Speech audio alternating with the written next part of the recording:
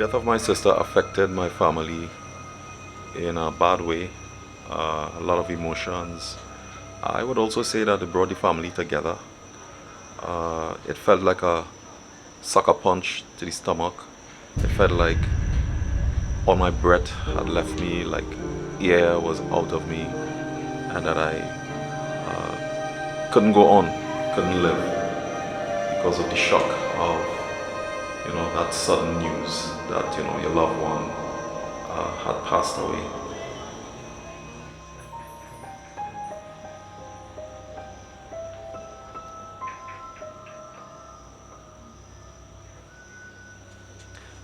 My sister Janice Davidson, formerly Davidson, after she got married, she was Janice Manmohan.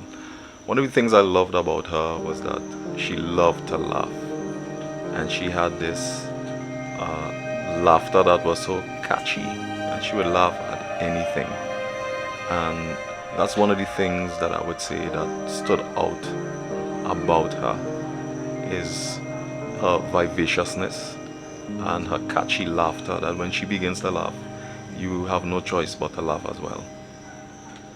The relationship I had with my sister was one that was very close. Growing up, of course, you would have your sibling rivalry and your little falling outs and your little arguments and stuff like that. But being her big brother, I was always there to give advice, share laughter, share good experiences, and have a good laugh at things that would happen in the family. She always wanted to know what was going on in Trinidad, especially around the neighborhood, and especially with things happening in the family, more or less. She ventured to the United States of America and got married, had a baby. Eventually, she wound up in the United Nations, working there, and was very happy where she was. I'd always encouraged her to pursue higher education, and with my thought that one day she would reach a really high position in the UN, maybe even run in the UN at some point in time. Because, I think that the sky is the limit. When I heard my sister had passed, it was a total shock. It was totally unbelievable, totally out of this world, something that I could not comprehend at the moment in time. I felt a lot of questions really in my mind. Why did this happen? Why now?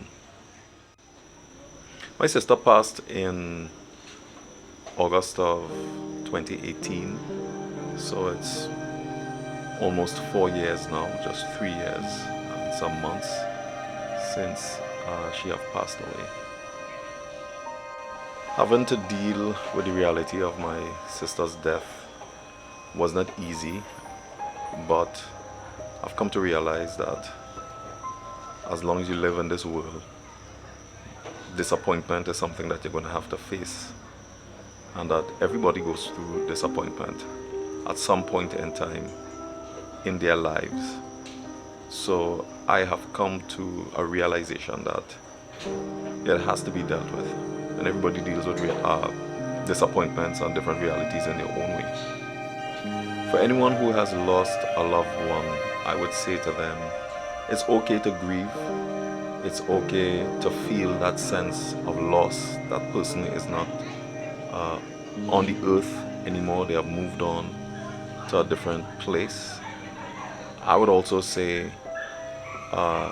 especially if it's family, that it's a time for family to come together and to support each other. I've recognized that, our days on the earth are short.